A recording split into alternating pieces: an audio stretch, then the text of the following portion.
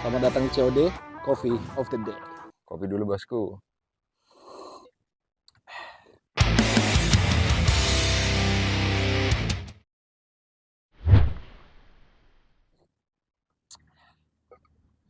Yup, balik lagi di Coffee of the Day kali ini. Masih ngopi di Sungai Kapuas, tepian Sungai Kapuas tepatnya ya. Ini masih nunggu Mas Galih nih, katanya mau datang. Tuh, lagi nyimpen motor dia. Mungkin ntar lagi kesini nih, Mas Galihnya. Ini sore-sore sih, hari Minggu kan, ngopi di tepian Sungai Kapuas. Mana Mas? Aman? Wih, aman. Dari tadi bang, sini bang. Baru-baru. Wih. Nih udah dibuatin kopi. Wih. Enak nih. Nih kan, kopi Jadi sore-sore di Aduh, Kapuas gitu puas. kan. Masih di tempat yang sama kayak kemarin. Nah, cuma Di apa sih namanya? Ganggang kapal kan. gelanggang kapal betul. Gitulah. Tapi banyak yang berubah nih bang. Banyak yang berubah nih. Banyak berubah. Ya karena mereka ini kan hari-hari ganti-ganti ini. Oh iya sih betul lah. Karena kan mereka kan ada kerjaan juga sih kapal-kapal. Ya, kan Bolong-bolong. habis dilas gitu kan Ah. dipindahin lagi. Betul sih. Ini masuk lagi yang di sini. Oh itu tuh, ini dah. Yang kemarin kita tempatin tuh situ tuh. Itu yang gede tuh. Pindah ya. Yang gede pindah ke situ dia. Ngopi dulu bang kita. Ngopi. Ya. Tuh, sampai mutar gelasnya.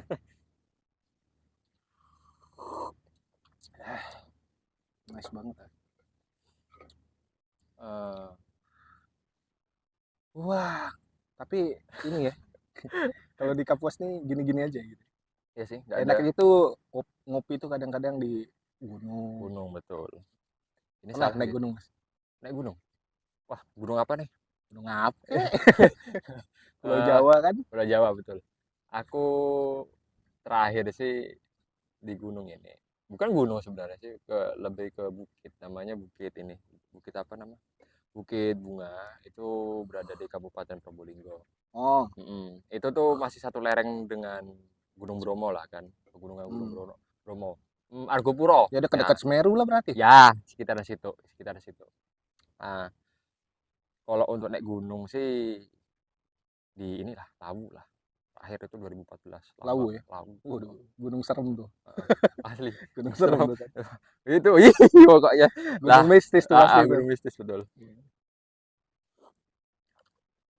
Oh iya bang. BTW, abang tadi bahas gunung kan.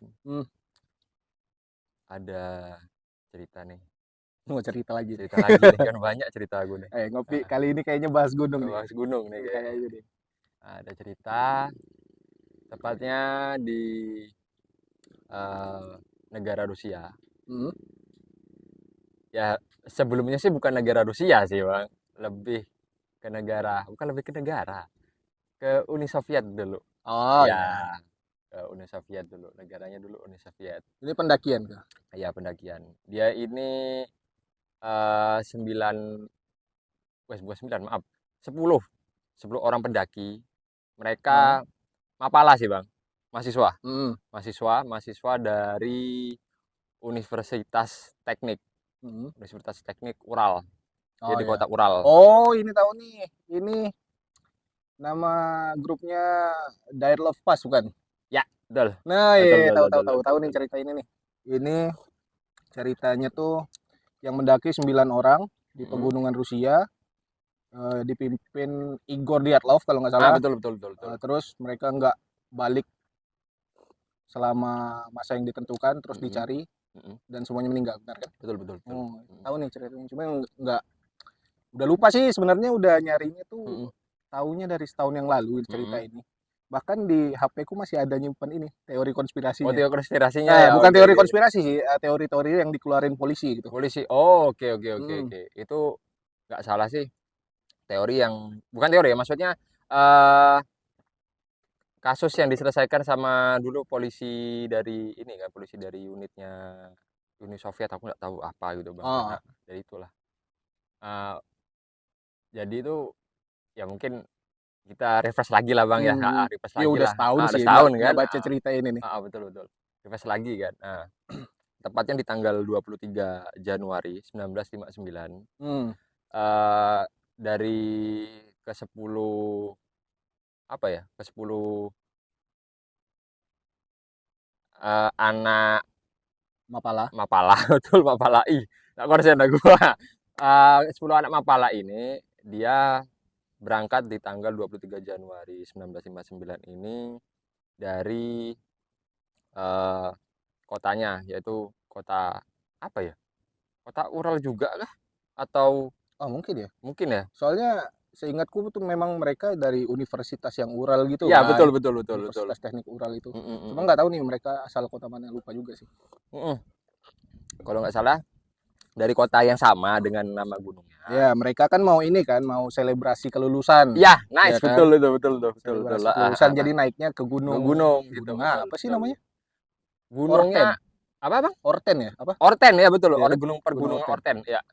Pergunungan Orten. Nah, singkat cerita, dia tanggal 23 Januari ini berangkatlah mereka.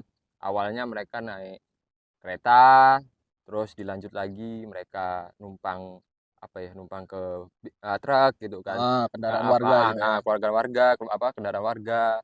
Terus mereka lanjut lagi pakai delman. Apa kalau bahasa di Rusia enggak tahu lah, delman ya. Kalau kita Delman di sana. delman juga kah? Oh, oke.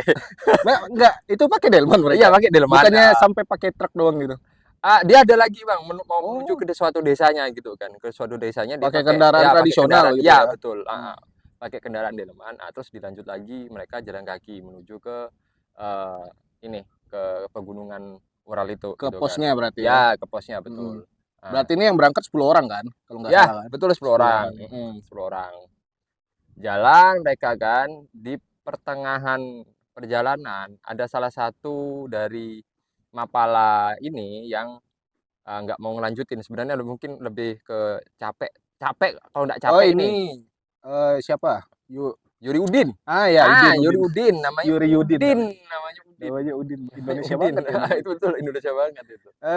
Kalau nggak salah tuh Yuri Udin bukan kecapean sih, tapi kalau nggak salah ini dia tuh punya penyakit apa gitu, kambuh pada saat mau daki.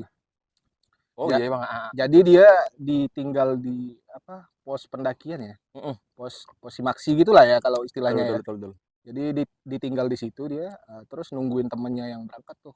Oh iya. Jadi satu hari di pos pendakiannya, satu hari gitu.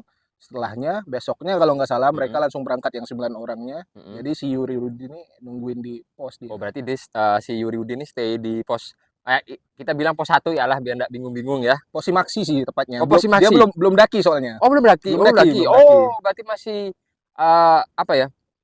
Masih di bawah. Masih di bawah ya. Oke. Masih di pos bawah lah. Oke.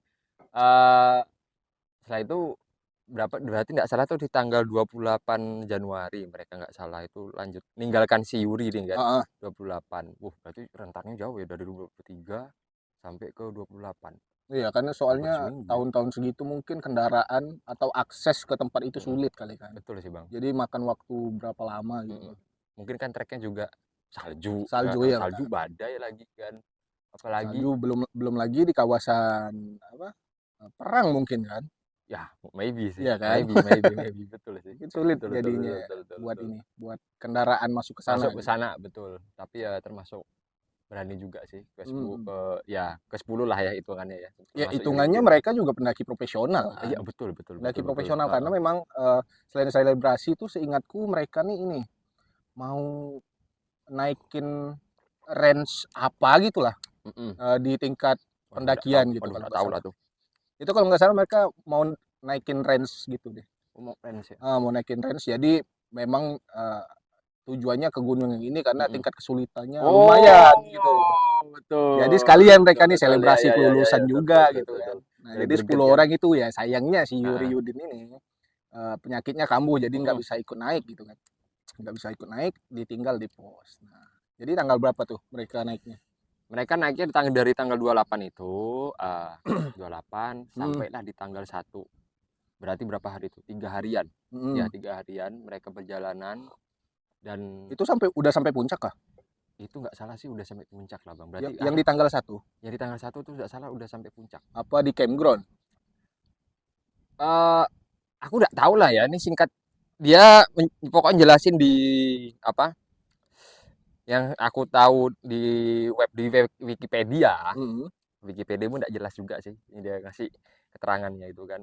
Dia nih antara mau naik, udah naik puncak. Terus Maksudnya dia tuh perjalanan turun, mau pulang. mm. Mau pulang. Oh berarti ya di campground lah ya Ya, istilahnya ya. ya, campground, Entah itu campground. mereka lagi mau naik atau lagi mau turun Turun. kan. Itu masih tanda tanya lah kan. Hmm. Itu masih tanda tanya. Jadi di tanggal 1 itu mereka inilah break di situ. Maksudnya bikin camp di situ Hmm. karena cuaca yang ekstrim, dan kedua dia tidak salah ini tersesat Hmm. itu kan. Jadi akhirnya mereka ke-9 orang ini memutuskan untuk camp di situ. Nah, di tepian pegunungan apa?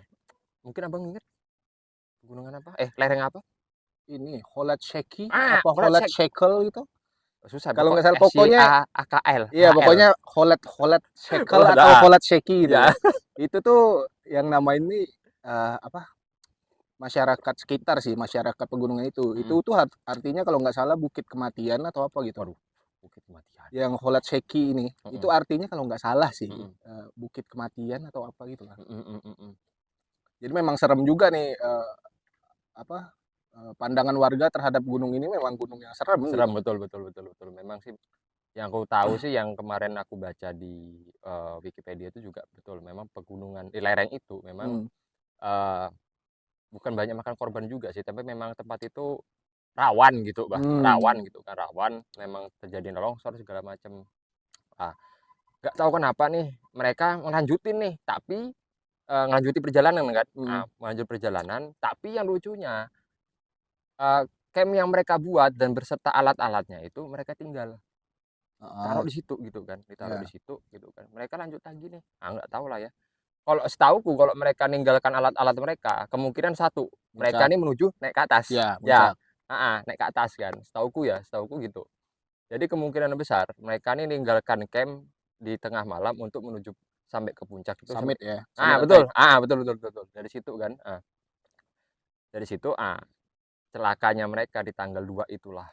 Mereka baru maksudnya hilang, nggak tahu kemana gitu kan. Maksudnya hilang tanpa jejak gitu kan. Dan selang sampai berapa bang ya? Sampai tanggal berapa itu? Si Yudi ini pasti kan otomatis dia tanya kan? Iya. Kalau nggak salah ini aku ingat tanggal 2 itu apa ya? Tanggal 2 tuh kalau nggak salah catatan terakhir perjalanan mereka. Oke. Jadi di tanggal 2 catatannya berhenti sampai mereka makan malam kalau nggak salah. Oh, dari makan malam itulah mereka berarti lanjut lagi nih ceritanya. Nggak tahu, karena itu kan berdasarkan catatan perjalanan mereka kan. Oh iya. Jadi mereka tuh ada catatan perjalanan.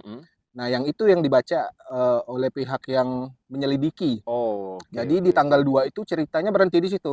Berhenti di pada saat terakhir kali mereka makan malam di tanggal 2 kalau nggak salah. Tanggal 2. Makan malam. Nah, selepas dari makan malamnya itu yang nggak tahu cerita aslinya gimana gitu kan. Jadi si Yuri Yudin ini kan di bawah tuh disuruh nunggu sampai tanggal berapa gitu, nggak tahu. Dia disuruh nunggu kalau misalnya sampai di tanggal sekian tim ini belum pulang, maka minta tolong tim SAR untuk nyari mereka gitu kan. Minta tolong kabarin tim penyelamat lah istilahnya. Di sana tim SAR bukan ya. Basarnas mungkin bang. Ya, mungkin ya. Jadi di sana si Yuri Yudin nungguin kalau nggak salah tuh seminggu lebih. Waduh, seminggu lebih. Seminggu lebih. Wow. Karena pendakiannya itu 6 hari, 3 hari naik, 3 hari turun, atau total 12 hari, 6 hari naik, 6 hari turun. Oke. Nah, dia sekitar rentang waktu segitulah. Jadi misalnya si timnya ini bilang kalau tanggal 12 kami nggak ada pulang gitu kan. Oh iya, kayaknya sih 12 hari totalnya. 6 hari naik, 6 hari turun. Soalnya di tanggal 12 si Igor Dyatlov itu nyampein ke Yuri Yudin ini, kalau misalnya sampai tanggal 12 kami belum turun, minta tolong kabarin ke tim pencari. Supaya mereka dicari di sana. Nah itu pokoknya udah sampai tanggal yang ditentukan, mereka nih belum ada balik gitu kan. Ya hari pertama masih, mungkin telat sehari 2 hari mungkin. Biasa lah bang, itu biasa lah kan. Karena ada cuaca buruk, karena ya salju juga. Ya kan? betul. Jadi dibiarin dulu nih 2 hari mulai panik. Hari ketiga malah dari keluarga korban itu udah nanya ini Heeh, kemana nih anak-anak ini, udah berminggu-minggu nggak balik gitu kan. heeh. Jadi di inilah disusun tim pencari lalu Mhm. dicari gitu. Nah, Mmm, jadi mereka udah sampai tingkat yang serius untuk dicari sih sebenarnya. iya sih, Bang, apalagi kan kalau ya sekarang gini kayak gunung di Indonesia ya, kalau misalnya kita naik itu kan ada catatan juga sih dari mungkin dari polisi hutan. Oh ya. Polisi hutan itu tetap ada catatan kalau kita naik itu kan mereka pasti tetap, kayak model apa ya, daftar gitu, bukan Ya daftar ya? simaksi itulah, Nah, masih itu kan, surat heeh, izin betul betul. memasuki kawasan konservasi Mhm, kalau nggak salah ya simaksi iya apa iya, sih? betul betul, kayak gitu. Makanya kan sesuai dengan estimasi mereka kan, Estimasinya heeh, kan 6 hari naik 6 hari turun turun, tuh. heeh, Ya kemungkinan sampai tanggal yang ditentukan mereka memang belum balik balik, jadi heeh, dicari betul langsung gitu. betul. Ya mungkin dari situlah, kepolisian hutan lah ya kita sebutnya lah, pokoknya nggak tahu Hmm. lah kepolisian apa di sana kan, di Rusia kan. Ya mungkin dari situ kan, mulai curiga juga sih kepolisian sana, ujung-ujungnya nyusul lah si ke ini kan, ke mana, ke si Yuriudin. Berarti bukan nyusul ya, maksudnya menanyakan mungkin Bang ya, Ya ya. menanyakan ke si Yuriudin, "Ini kok temanmu kok nggak balik nih?" Gitu Hmm. kan, nggak balik. Itu kan akhirnya disusul, eee, nggak tahu sih ya, katanya sih dari ke-9 korban ini nih, ke-9 korban bukan korban ya, ke-9 mapala ini, dinyatakan ini awalnya sih dinyatakan hilang gitu kan, Hmm. kita kan belum tahu juga kan, heeh, Dinyatakan hilang terus dicari kan. dicari, heeh, Hmm. dan ternyata apa tuh, Apa? eh, itu tikus, astagfirullah. Tikus di hutan loh. Heeh, terus, di tanggal bukan di tanggal maksudnya sorry sorry sorry, eee, disusullah, dicarilah ke-9, mapala ini, Hmm. kurang lebih 2 bulan Bang ya, nggak salah sih 2 bulan lah. Bentar ya. Kalau nggak salah tuh nggak 2 bulan. Jadi tiga mapala pertama itu ditemukan Mhm. pada saat itu juga. 2 bulan setelahnya baru sisanya. Oh, oke. Nah, Jad yang berarti yang 3 korban ini ditemukan nih nggak salah masih di dalam camp kah? ini beberapa meter dari camp. Oh, oke. Jadi ini inget lagi ya. Kalau nggak Heeh salah heeh. sih gitu. Ceritanya ini Mhm. setahun yang lalu soalnya Mhm bacanya. mhm. Jadi dia tuh pada saat ditemukan Mhm. campnya Mhm. itu dalam keadaan baik-baik aja gitu. Oke. Yang janggal eh, apa sih tendanya Mhm. udah sebagian ketutup sama salju. Salju, betul. Terus ada tiang apa gitu di depannya ya kalau Mhm. nggak salah. Terus di atas udah ditutupin salju juga, Mhm. tapi di atas salju itu ada senter yang nyala. Oke, senter Nah ini nyala. aneh nih. Heeh heeh. Setelah itu kan dicari di sekitaran tenda. Itu kan kalau nggak salah ada 2 tenda ya. Mhm mhm. Yang satu kan masih bagus. Masih Yang bagus. satunya itu robek dari dalam tenda. Berarti Kayak kemungkinan pakai disobek pisau ya? gitu. Heeh Pakai heeh. pisau. Jadi kayaknya tuh mereka panik. Mhm. Keluarnya nggak lewat pintu tenda tapi langsung di Oh, robek gitu oke oke tendanya oke oke. keluar Heeh dari heeh. ini kan keluar Mhm dari mhm tenda mhm. dalam keadaan panik. Nah setelah dicari beberapa meter dari situ tuh Mhm. ada pohon. Ih, nama pohonnya apa lagi kemarin lupa. Cemara. Iya enggak dong. Pohon apa ya namanya ya pokoknya ada pohon apa sih cedar. Cedar itu pohon apa cedar tuh? Nggak tahu ya pokok pohon cedar kalau nggak Heeh salah. heeh. Jadi di situ tuh ini ditemuin 2 orang apa langsung 3 orang gitu ya kalau nggak salah itu ada Dua, dua dua orang orang nggak salah sih Di- 2 orang Bang, dua nah orang. di situ yang bikin aneh kalau mereka tadi keluarnya buru-buru banget sampai ngerobek tenda gitu kan. Mhm. Nah, di dekat pohon cedar ini mereka itu ada bekas ini api unggunnya. Jadi kayaknya mereka kayak neduh di Di bawah dekat pohon itu tuh. Heeh dekat pohon cedar terus heeh. Sempat Api ya, heeh heeh. bikin api unggun dan di situ juga dari pohon cedar itu ada patahan kayu yang kemungkinan buat dijadiin api unggun itu. Api unggun, betul betul betul betul. Nah, Terus? setelah dari situ Mhm. eh, pokoknya ini ada nama-namanya lengkap cuma nggak ini ya nggak hafal Nggak hafal nggak hafal nama, nanti kita tampilin aja lah di heeh, layar betul betul. nama-namanya siapa gitu ya. Siapa aja yang ditemuin gitu nama-namanya soalnya nama Rusia ya Rusia tahu kalau sendiri kayak lah. Yuri Yudin itu In kan namanya mirip Indonesia jadi masih hafal juga gitu yang lain tuh siapa gitu namanya lupa. Nah itu ditemuin 3 orang pokoknya. Yang pertama 3 orang ditemuin pertama, sisanya itu 2 bulan setelahnya kalau nggak salah. Ya. 2 bulan setelah pencarian yang 3 orang ini kan nggak ditemuin lagi nih. Mm-mm. 2 bulan setelahnya dicari lagi, ternyata ketemu tuh. Mm-mm. Ada yang di jurang. Betul betul. Terus salah satu orangnya itu bajunya terdapat apa sih, radiasi Radiasi nuklir. radioaktif. Nuklir itu kok udah Ya jadi. nggak tahu siapa ya, bukan bidangnya. Oh, iya, soalnya. itu betul. Pokoknya dia ada salah satu baju dari pendaki itu tuh terdapat radiasi radioaktif pokoknya. Mm-mm. 3 orang sih. 3 orang yang di bajunya tuh terdapat radiasi gitu. Kita kan nggak tahu kan radiasi itu radiasi apa kan. Apakah radiasi nuklir kah, radiasi lain lah. Nah, setahu gue gitu. Jadi ada 3 orang yang bajunya bang, bukan Iya, ya, bukan orangnya, bukan orangnya ya, bajunya. bajunya ya. Karena memang ada yang ditemuin tuh ada yang nggak pakai baju, ada yang cuma pakai sepatu sebelah, udah pakai celana gitu. Nah, pokoknya udah dalam keadaan aneh lah pokoknya mereka semua ditemuin. Bahkan rata-rata semua yang ditemuin tuh ada yang hidungnya hilang, matanya hilang, terus ada yang tengkorak kepalanya pecah. Tapi yang bikin aneh nih, semua diagnosa ya. Iya, diagnosa. Mereka semua didiagnosa meninggalnya itu karena kedinginan akut, hipotermia.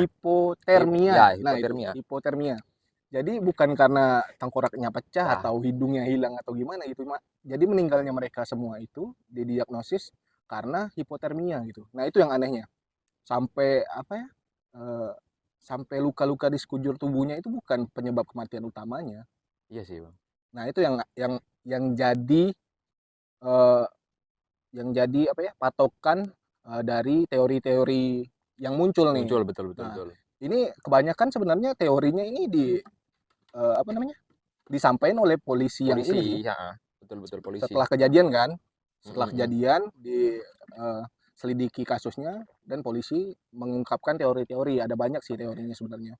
Ada yang UFO, Yeti, setan lah. Benar. Setan lagi kan. Aduh. Pokoknya banyak sih, banyak teorinya. Tapi ini yang menurutku kalau disangkut pautkan dengan teori-teori banyak sekali kata UFO, setan, terus apa lagi? Oh ya, bahan percobaan waktu itu negara Uni Soviet kan, apalagi di tahun itu, di tahun 1959 itu kan Uni Soviet itu lagi marak-maraknya membangun sebuah bom, yaitu bom nuklir kan. Nah, apalagi waktu itu di zaman itu kan juga perang dingin sama Amerika kan, USA kan. Wah, kurang tahu sih, kalau aku sejarah kurang baca sih.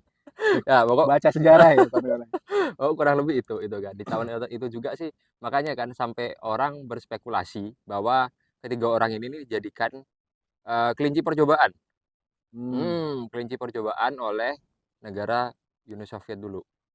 Itu salah satu teori kan. Ya, itu salah satu cuma teori. yang anehnya kenapa harus mereka bertiga? Ya, padahal kan ada 9 gitu. Ada 9 orang kan yang mendaki. Kenapa ada semuanya gitu? Kenapa enggak gitu? Semuanya aja gitu. Betul. Sebenarnya banyak teori yang muncul dan banyak hal yang bisa dibantah dari semua teorinya. Kayak contohnya itu yang tadi itu apa? Percobaan gitu kan. Ya, betul. Itu kalau nggak salah teori yang pertama, ntar aku nih ada masih ada nyimpen ini. Masih ada nyimpen teori si Dyatlov-Pass nih kalau nggak salah di catatan HP. Pakai chat GPT kah? Enggak usah. Ini ada catatannya, soalnya memang pendakian yang seru banget sih buat dibahas nih. Dyatlov-Pass. Haus. Mana bahasanya ini lagi kan, Rusia lagi namanya. Kan. Mana ya? Udah setahun lalu sih soalnya. Kita kalau bahas Rusia nih lebih seneng sih. Ya banyak sebenarnya. Banyak kasus-kasus di Rusia tuh banyak kasus-kasus yang aneh ya, di luar nalar lah pokoknya. Apalagi di tahun-tahun ini itu kan. Betul. Tuh ada nih. Ini nggak lengkap, ini yang aku catat cuma ada 3 teori dia. Teori pertama tuh ini yang perlu digarisbawahi, ada 3 orang yang ternyata bukan mahasiswa, namanya Krivonisenkov yang pertama, Kolevatov sama Zolotaryov. Gila, Oh, namanya aneh banget. anak-anak. Sulit ya Masih nyebutin namanya saudaranya ya. Bapak Putin kah?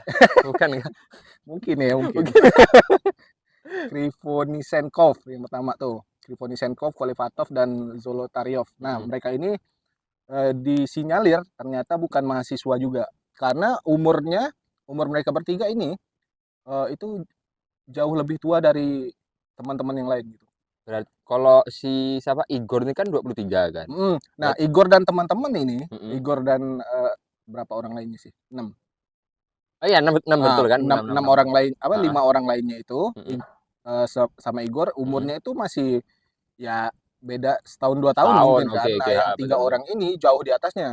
Jauh di atasnya itu pokoknya lebih dewasa deh Dewasa. umurnya. Kak. Jadi disinyalir mereka bertiga ini bukan mahasiswa yang sama. Kemungkinan Mm-mm. mereka ini pendaki apa senior gitu kan, pendaki senior yang ikut sama tim ini. Dan di Mm-mm. situ mengacu dari ketiga orang ini bukan mahasiswa, Mm-mm. timbullah teori pertama. Mm-mm. Teori pertamanya ini tindak kriminal. Oke. Jadi katanya ini masih teori yang kayaknya meraba-raba sih menurutku. Mm-mm. Mm-mm. Karena di sini dicurigai ada salah satu double agent di grup itu. Double agent. Double agent. Wow. Bahkan yang 3 orang ini Heeh. di apa di dikira agen CIA. Agen CIA. Agen CIA. 3 orang ini. Nah, agen CIA. Heeh. Terus Wih, menarik nih. Baru jadi tahu aku. terjadi ini perkelahian antar agent. Dan salah satu agent itu membawa apa sih namanya? Sampel radioaktif. Oh. Makanya eh, apa dari yang baju yang ditemuin ada Mm-mm. radioaktif itu Mm-mm. terjadi juga nih apa teori ini nih. Oh. Nah, jadi dari 3 orang yang tadi yang aku sebutin namanya itu disinyalir mereka itu agen CIA.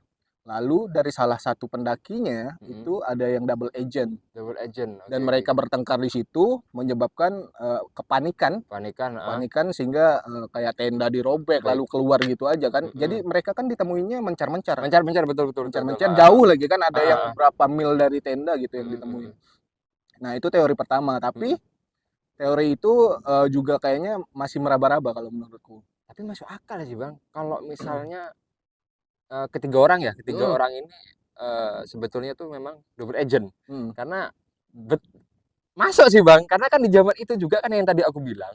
Lagi musim-musimnya Nah, perang ya ya. masih Musim lagi lagi kataku. masih musim perang juga kan.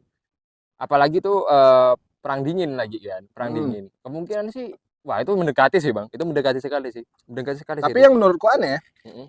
kalaupun mereka sampai terjadi perkelahian Kalian, gitu kan, sehingga menyebabkan kepanikan, mm-mm. kenapa yang 2 orang ini yang ditemukan di bawah pohon cedar Mm-mm. sempat-sempatnya bikin api unggun Nah, kayak kayak ada masalah gitu kan? kayak nggak ada masalah Masalah gitu, gitu. kayaknya udah kita neduh di sini aja lah buat api gitu kan, kayak kita gini nih kan bikin kopi gitu. Kayaknya masih masih ada bantahan untuk teori Ya itu sih. betul sih. Terus teori yang kedua yang ku catat tuh ada um, Apa mungkin gini bang? gimana? Mereka berkelahi di dekat pohon itu dan salah satunya mati di situ. Apakah dia istirahat cuma untuk menghangatkan badan? Kalau mereka bertengkarnya di dekat pohon itu, Heeh. ngapain mereka ngerobek tenda? Ya dong. Kemungkinan kan Mm-mm. kalau misalnya mereka bertengkar Mm-mm. agent gitu kan, Mm-mm. dimulai dari dalam tenda nih. Dalam tenda dia keluar kan, Begitu set yang lain robek. panik kan Heeh. dirobek Robek, semua, heeh. terus berhamburan kemana? Mm-mm. Ada yang ke jurang untuk Mm-mm. menghangatkan diri apa Heeh. segala macam. Nah, kalau nggak salah tuh yang mereka bertiga itu, yang siapa tadi itu yang pokoknya yang lebih tua itu, mereka bertiga itu ditemukan di jurang kan untuk menghangatkan diri katanya. Oh dia lagi kobam ya? Apaan kok bang? Mabuk. Gue enggak. Buat ini, buat apa? Ngelindungi diri dari Oh badai ada gitu. badai, oke Nah, oke jadi oke. mereka melipir ke dalam jurang buat Mm-mm. buat melindungi Nah diri mereka gitu. tapi juga ada yang bilang kalau mereka betul kata abang tadi mereka memang di tepian jurang itu Heeh. untuk menghangatkan badan tapi dalam kondisi mereka mabuk semua itu tidak salah 4 orang ya 4 orang 4 apa 3 gitu lupa deh. setahuku sih 4 yang Hmm. dianut tuh 4 dia 4 orang ini memang di tepian apa jurang itu kayak apa ya kayak semacam agak sedikit goa gitu, bukan goa ya sebenarnya, Hmm. lereng gitu kan. Ya pokoknya mereka melipir dikit lah Melebar ya, juga, betul buat betul.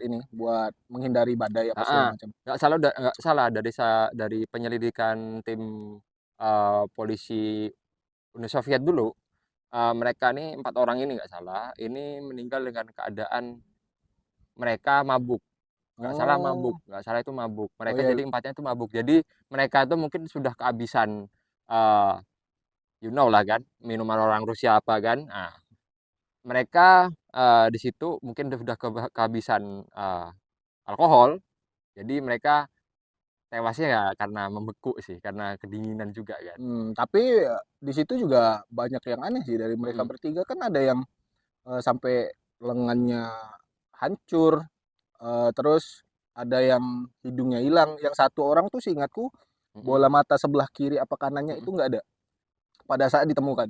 Kalau menurutku Bang ya, masuk akal sih. Ketika gini kan, kita kalau di apalagi di pegunungan es gitu kan, Hmm. apalagi namanya mayat udah sampai berminggu-minggu lah, Hmm. kemungkinan tuh ya kita nggak tahu kan Ya di entah sana. itu hewan buas Ya sih gitu kan. betul, lewat buas, nggak tahu kan cuaca di sana kan nggak mungkin selalunya ekstrim kan, Hmm. tetap ada hari-harinya kan tetap panas, kondisi panas itu kan ada Hmm. hewan yang lewat gitu, kita kan nggak tahu juga sih. Ya benar. Mm-mm. Nah, kalau kalau yang hewan nih mengacu ke teori kedua sebenarnya. Teori kedua ini Yeti, yang iya Yeti. Tapi nama teorinya itu memang di kekuatan supranatural natural nggak tuh anjay. namanya. Wah, serem. Tapi ya mungkin disebut kayak gini karena bersangkut paut sama Yeti itu. Jadi Mm-mm. ada dua faktor yang nyebabinnya. Mm-mm. Yang pertama munculnya radiasi serta ada foto dari namanya Debeux Big Lone. Lon. Gitulah ya namanya. Ntar aku tampilin aja di Heeh. layar namanya. Jadi dari kamera si Debeux ini Hah? terdapat foto yang aneh. Nah, ntar aku tampilin juga Nah, boleh fotonya nanti. kayak apa. Mm-mm. Dia itu menangkap sebuah gambar yang ada makhluk besar. Mm-mm. Kalau Yeti itu setahu aku Bigfoot yang ini kan Putih badannya kan? putih semua Putih, kan. betul. Kalau ini kebalik, dia badannya besar, Mm-mm. terus warna hitam dari ujung kepala sampai kakinya. Itu lebih ke Bigfoot. Iya Bigfoot, Bigfoot, oke. Bigfoot ya. Heeh. Dia nyebutnya Bigfoot. Mm-mm. Dan kenapa adanya teori ini? Karena masyarakat sekitaran gunung itu memang Mm-mm. mempercayai Mm-mm. hal mistis kayak mempercayai inilah pokoknya adanya Makhluk mitologi. makhluk Mitologi, mitologi betul. seperti Yeti atau Bigfoot ini di Mm-mm. pegunungan tersebut. Jadi Mm-mm. muncul nih teori ini, tapi kalau untuk bisa dibantah lagi Mm-mm. karena ini kematian semua dari tim ini Mm-mm. itu nggak ada cakaran atau gigitan dari hewan buas Hewan buas. ternyata. Nah itu bisa dibantah jadinya. Betul, betul, betul, betul.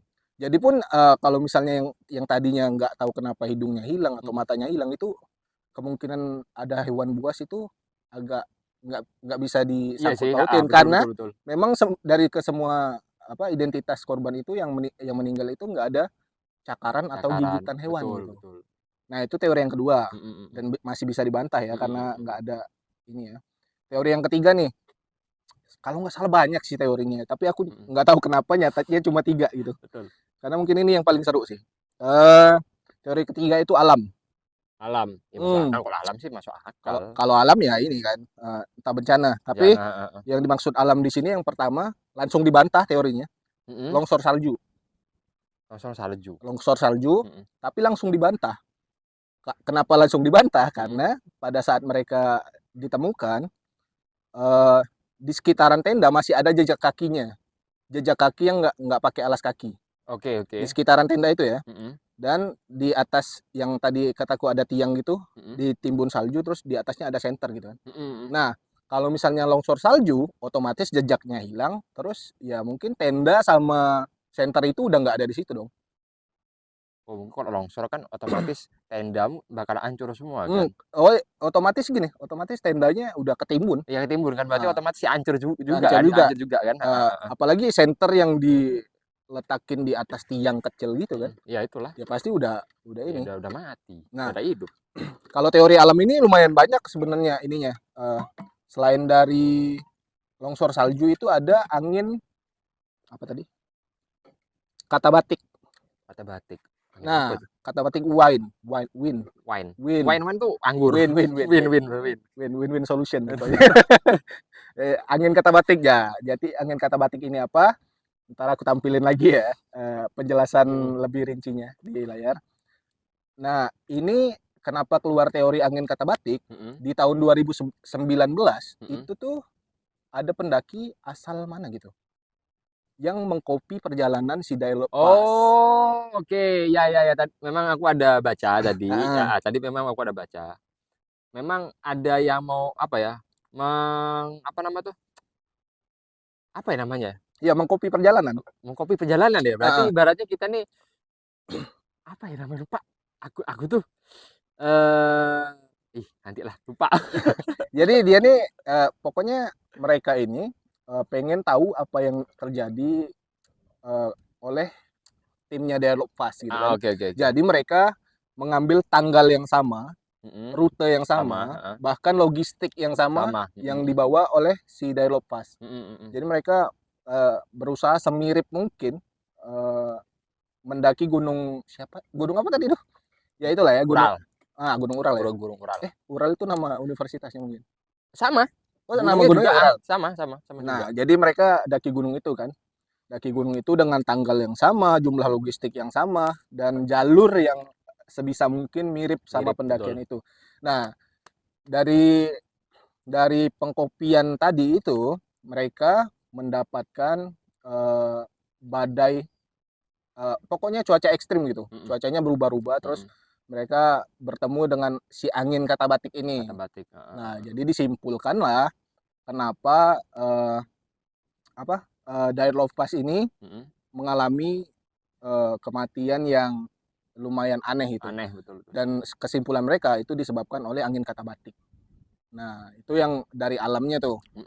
Nah, terus yang paling masuk akal di sini, ini bukan teori sih. Ini ada seorang namanya, bentar ya. Ini dilansir dari museumcenter.org. Wah, lengkap juga nih. Di situ ada seorang namanya Lindsay Sirki, nggak tahu ya siapa yang Orang nyebut Rusia juga atau orang Rusia juga harusnya. Oke. Dia nulis teorinya kayak gini. Jadi dipaparkan nih kemungkinan penyebab kenapa mereka ini bisa mati dalam keadaan ini. Terus apa yang terjadi setelah catatan makan malam itu kan, makan malam terakhirnya yang di tanggal 2 itu. Nah, ini banyak dipaparin sama dia nih. Yang pertama, setelah kelelahan mendaki gunung dan setelah kelelahan mendaki gunung gitu kan, dan membawa beban berlebih yang ditinggalkan oleh Yudin. Nah, karena kan sebelumnya kan 10 orang nih, satu orang nggak ikut, jadi beban si Yudin ini dibawa. Oke. Karena untuk logistik kan. Nah, jadi mereka membawa beban berlebih, lebih dari satu orang gitu kan. Jadi mereka buru-buru mendirikan tenda dengan posisi yang salah. Itu poin pertama. Poin kedua, angin yang sangat kencang tiba-tiba datang dan mau merusak tenda mereka. Terpaksa mereka harus merobek tendanya untuk keluar dengan cepat. Nah, itu sebab Ya. robeknya tenda mereka kan. Betul. Kemudian mereka menimbun tenda dengan salju agar tendanya tidak terbang terbawa angin. Oh, itu kenapa tendanya diselimuti salju kan? Betul. Ini masuk akal sih. Masuk akal. Terus itu poin kedua. Poin ketiganya, mereka kemudian menaruh senter dan meninggalkannya untuk berjaga-jaga sebagai tanda jalan pulang. Kenapa senternya masih hidup? Betul. Oh iya. Apalagi dia jalannya malam kan. Berarti mereka nih begitu dirobek kan ninggalin tanda center itu kan. Jadi tenda kita ada di sana tuh. Jadi betul. kemanapun mereka pergi, mereka masih bisa ngelihat cahaya itu gitu. Betul. Nah, itu poin ketiga. Poin keempatnya, mereka turun ke lereng gunung untuk mencari tempat berlindung di bawah pohon dan di dataran yang lebih rendah karena angin yang kencang membuat debris atau puing berterbangan menerpa mereka. Nah, ini kan berhubungan dengan angin juga kan. Jadi anginnya kencang gitu kan. Mereka berlindung di dataran yang lebih rendah. Betul. Supaya nggak puing-puing tadi nggak masuk ke mata atau iya sih. Ini kan. Betul. Poin keempat, lalu orang yang ditemukan di lereng, Slobodin. Slobodin apaan? Kolmogora dan Detlef. Mereka bertiga ini yang ditemukan di lereng. Terjatuh di lereng karena tidak menggunakan sepatu dan hanya memakai pakaian yang tipis. Tuh. Mungkin karena mereka ini ya keluarnya buru-buru dari dalam tenda, mereka nggak sempat pasang sepatu atau pakai baju yang lebih tebal lagi gitu kan. Betul sih Bang. Jadi Tapi mereka larinya ke lereng gitu. betul sih. Oh, mungkin gini. Pas ketika angin apa? eh, Kata batik itu. Kata batik itu mungkin betul-betul. Kata batik itu mereka nggak, maksudnya nggak ada prepare sama sekali. Maksudnya mendadak juga kan angin itu Hmm, kan. Jadi mereka ya dengan seadanya pakaian itu mereka keluarlah dari situ cari apa? Cari tempat berlindung tempat gitu. berlindung kan. Dataran Mungkin. yang lebih rendah. Tapi untuk yang nyobek nyobek sama ngasih lampu di tenda nih siapa? Belum tahu bang. Mereka, Oh mereka ya. mereka. Jadi Oh oke jadi oke. begitu mereka kan diriin tendanya buru-buru kan. Buru-buru betul betul. Tempatnya bukan tempat yang baik untuk diriin tenda Oh, betul kemungkinan. betul Jadi mereka diriin tempat itu, terus ada angin Yang kenceng, mereka langsung ngerobek tendanya keluar keluar. Oke berhamburan. Satu oke oke. orang mungkin sempat Tempat naruh senter gitu iya kan, iya betul betul betul. Itu sempat sebagai naruh. penanda kan. Nah, sebagai penanda, terus mereka ini cabut ke tempat-tempat yang bisa melindungi Melindungi mereka dia. gitu kan. Oh, oke oke oke. Terus poin selanjutnya, aduh namanya sulit nih. Dorosenko dan Krivonisenko bertanggung jawab untuk membuat api. Dorosenko yang dikenal sebagai pemberani mungkin memanjat pohon cedar, yang tadi ya, memanjat pohon cedar dan mematahkan batang pohon untuk membuat api. 4 orang sisanya berjalan ke daerah jurang untuk melindungi diri dari angin. Angin yang sangat kencang juga bisa menjadi faktor luka bakar yang terdapat di beberapa tubuh korban. Selain itu juga bisa saja ketika tubuh mulai menyerah akibat hipotermia, tubuh mereka kolaps dan jatuh ke api yang mereka buat. Nah, itu mungkin itu sebabnya ada yang keanehan kayak luka bakar di badan mereka gitu kan. Mungkin karena udah kedinginan akut gitu kan. Jadi kolaps saja gitu badannya. Jatuhnya ke api unggun. Jadi nyebabin luka bakar. Ya masuk akal sih bang. Masuk akal juga kan. Masuk akal. Nah, lalu poin selanjutnya, keempat orang yang berlindung di jurang berlindung di tempat perlindungan yang penuh dengan es yang membeku. Kemungkinan mereka tertimpa bongkahan es. Ya, bisa jadi kayak gitu. Karena nih ada siapa namanya nih, Dubinina yang ditemukan tengkurap mungkin sedang berjalan tiarap menuju ke tempat berlindung ketika bongkahan es tersebut jatuh dan menimpa mereka. Jadi itu ada salah satu korban yang ditemukannya tuh dalam posisi tengkurap gini ya, kayak gini ya. Mungkin lagi merangkak betul lagi merangkak menuju perlindungan yang lebih ini kan. Lalu poin terakhir, ada zat radioaktif yang terdapat di beberapa pakaian pelajar kan. Ya, betul. Mungkin terbawa dari si Kolevatov.